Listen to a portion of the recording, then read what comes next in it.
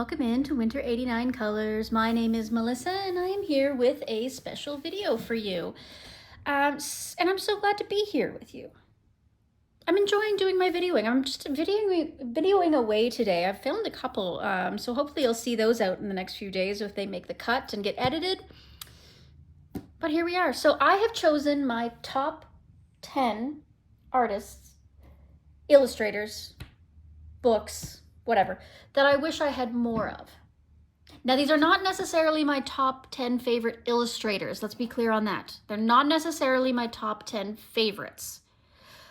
Because some of my favorites I have a lot of books of, or all of the books of. For example, Kirby. I have every single one of his books aside from all the compilation books, so I'm good with him. And he's probably one of my at least top 3 favorites. So he's not in this video because I have enough of him for now, until his new one comes out. Same with Joanna Basford. So they're not in this video. These are artists that I don't own enough of. Artists that I have tried and enjoy, but I would like more to see more in my collection, to get a wider variety, to have a chance to really get to know their work even better. All right, so let's get started. So I've got my top 10 pile here. Number 10, should I say, is CocoW. I've been kind of sleeping on CocoW for a long time. I've seen their books around. I've heard a lot of people talking about them, but for some reason, in the beginning of my coloring career, I didn't care for them that much, or something about them didn't attract me. But the more of their books that I gain, the more I start enjoying them. I've been gifted a couple of their books. This one, for example, was a gift from my dear friend Wendy. And at first I was like, oh, do I really want this one? But it's turned into another favorite of mine. I love that I can just have fun with it. I don't have to even attempt to be realistic. It's got a wide variety of different options to color. So I've got a couple done in this one, and I have 2 others of three others. No, I have 4 others, but CocoW has like hundreds of books, right? So, and each one of them is just a little bit different. The style is a little bit different. I think that's because they have different artists working with them. So I'd be really interested in seeing more and more of their art. Like for example, I don't have any of their really intricate art or anything like that. So I'd be very interested in seeing more of what they have to offer. So number 10, CocoW. Number 9 isn't necessarily an illustrator, it's a publisher. So same with CocoW, I guess, but this is Coloring Heaven. Not necessarily Maud Lemoyne. I'm not sure. I'm still on the fence about her artwork. This just happens to be her special. But I'd like to get more Coloring Heaven books. I can't really afford a subscription right now. So I'm occasionally going and looking to see if they have any interesting issues on the shelf. Occasionally I go, so I've started picking 1 or 2 up here and there, but I really don't own very many. And the nice thing is a lot of the time they give you an intro to an artist that you otherwise never would have tried, right? So I think I need to try and pay more attention and try to get more Coloring Heavens as they come out, to try different artists. So yeah, so that's why number 9 is Anthem Publishing's Coloring Heaven. Number 8, Chameleon Angelkova. I love Camellia. Now, the only reason that she's so low on the list is, well, there's 2 reasons. One, her art style is all the same. Now, her earlier work was a little different. You know, it had different line work and stuff, but the style, the shape of everything was kind of all the same. So I don't need to get to know more of her work necessarily because I already know it from the books that I have. The second reason is I do have a lot of her books. You know, I have probably 2, 4, 6, 8.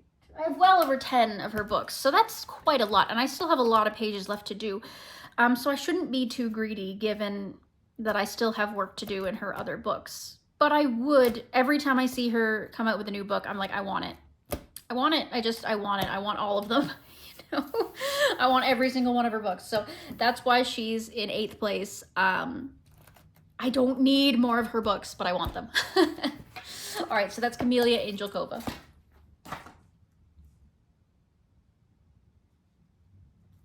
All right, in 7th place, we have RJ Hampton.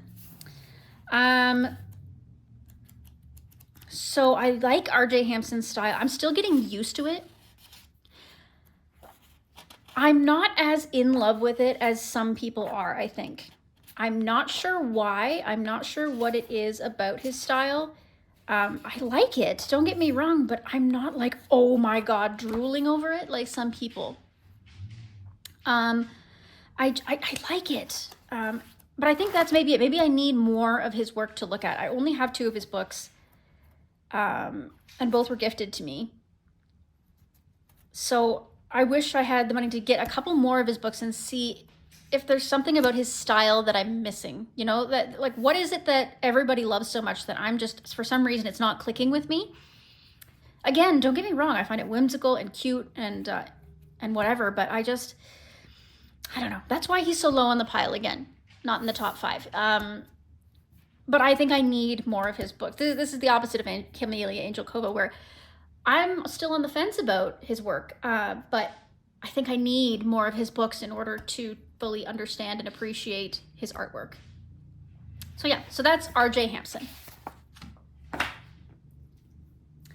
Next, we have Maria Troll.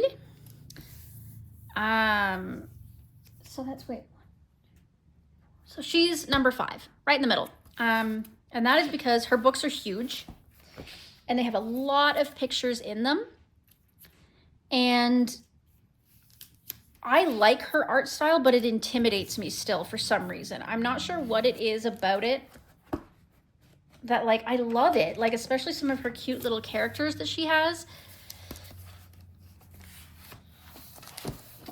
I don't know, just something about them is beautiful and I love them, but I don't find myself coloring in it as much as I probably should. Maybe it's all the florals and the leaves or something. I don't know.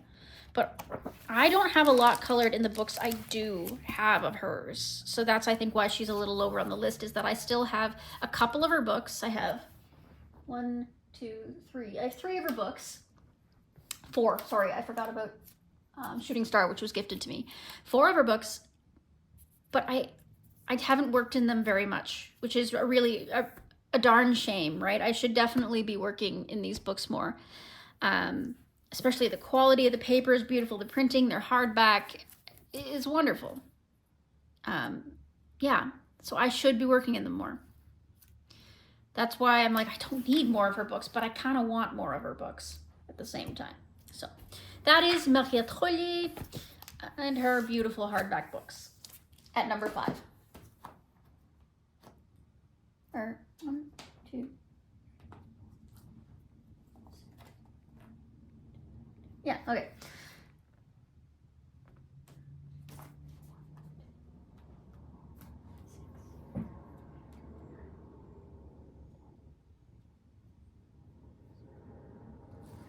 Okay, so my next is Eerie at number 4. And no, this is 5.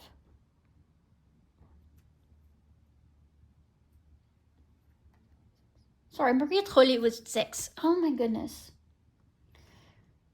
Can I even get my brain together? So this is number 5. So this is Eerie.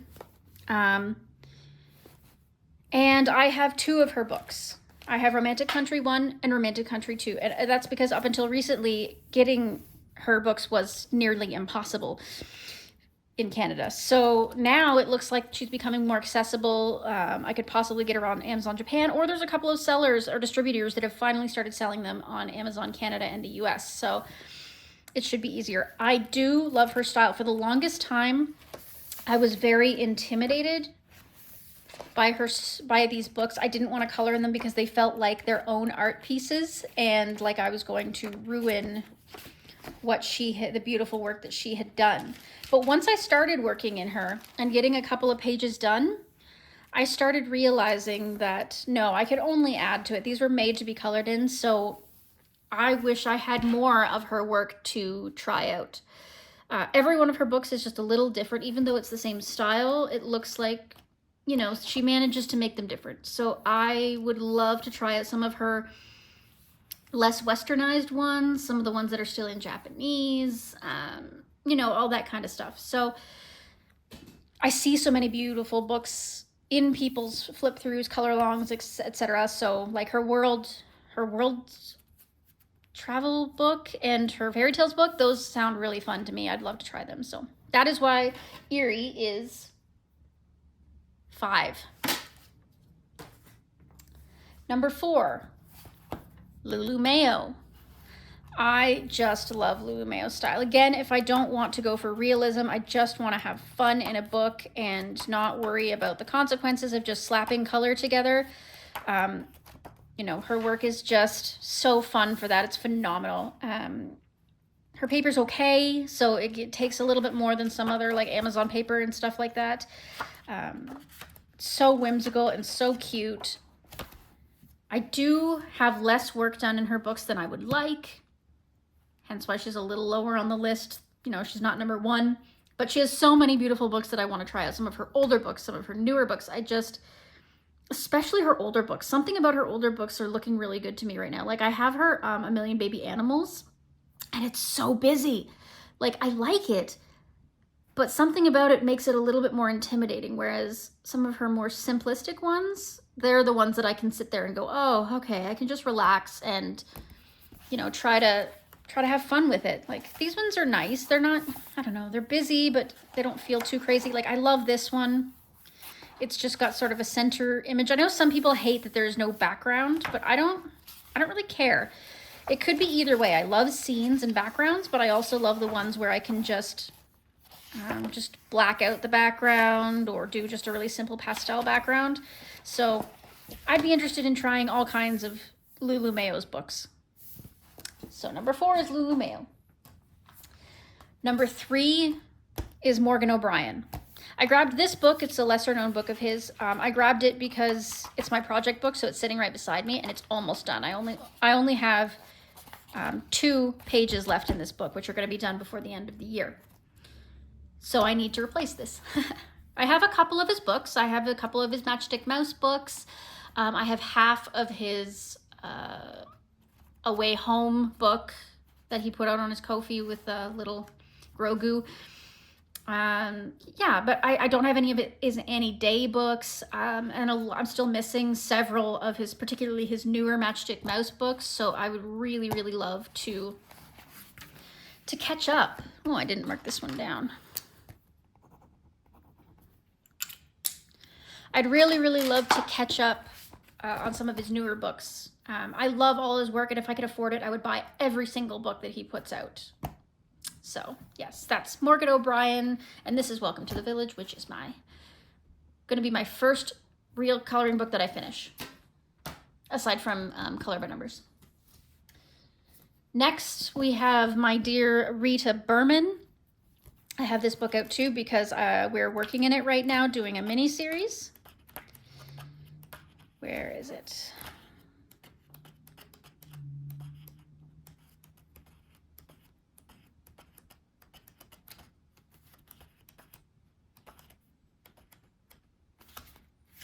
Yes, we're doing these. So we've already done this one. We still have some more to work out, obviously. Again, I don't know if I'm going to do the full spread, but I'm going to try to at least do a few with you guys so that you can get those little minis out of your system. But yes, I have many of her books. I have all of her travel books. Very, you know, I feel very blessed to have her travel books, but I'd like to get some of her seasonal books. I have her Zoolander book, but I don't have her ocean book, and I don't have any of her seasonal books. So I'd love to get those. I think they look gorgeous. I love Rita Berman's style. It used to intimidate me, and it still does a little bit in certain circumstances, but I think I could really get used to coloring in her work. So number 2 is Rita Berman. And number 1, can you guess? Can you guys guess? I'll give you a second. Put it in the comments. can edit it afterwards and tell me how you feel about this. Can you guess what my number one, I need more of these books artist is?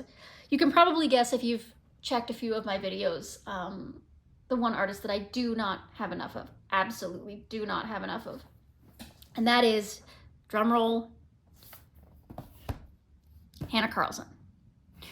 I only have 2 books by Hannah Carlson, and they were both, again, gifted to me. I have her Grains of Gold, and I have Tales from the Forest Kingdom. Both were gifted to me by my beautiful friend Kiara from Mizzy Kiara. Thank you so much, Kiara. Without you, I would barely have a taste of Hannah Carlson at all. And she has so many other books, so many other beautiful books that I would love. Tales from the Witch's Cottage, Daydreams, etc. There's so many that I want to try. Not to mention the poor woman is going through so much right now, and I wish I could support her more by buying more of her books, but you know how life goes. Maybe one day I'll be able to pick up a few more of her books, but I am enjoying the heck out of her illustrations. They're somehow simultaneously simple and complex at the same time. I'm able to take that simplicity and build on it using color, and it creates something just magical. So, and of course her paper is legendary. It's just fabulous. I love working in it. You can do almost anything to it and give it a little iron and it's good to go. Yeah. So Hannah Carlson is definitely my number one. I wish I had more of this illustrator. Her books are phenomenal. Alrighty. Well, thank you for joining me for this really unnecessary video. If you liked this kind of comment, or this kind of content, pardon me, please make sure you like, subscribe, and leave me a comment as to what you want to see next. Tell me how you feel about these artists. Tell me which one you think I need more of, or if there's anything I missed that you think I need more of, you let me know. Alrighty, enjoy the rest of your day. Happy coloring, and we'll see you next time. Bye-bye.